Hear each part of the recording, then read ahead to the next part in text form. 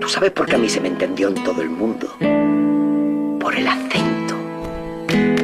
Y no solo me refiero a la forma de hablar, que también me refiero a ese pellizco, a esa forma con la que te llenas el pecho de alegría, con la que rebañas un huevo frito, con la que te pintas el rabillo del ojo. Acento es que se te vean las costuras y los dobladillos, que se te escucha hasta el hipo. Da igual si eres de la Conchinchina o de la línea de la Concepción, cajero del supermercado, catedrática o ministro. Manosea tus raíces, que de ahí siempre salen cosas buenas. A todo esto lo llaman ahora empowerment, ¿no? Sí, Lola, pero tú siempre lo llamaste poderío.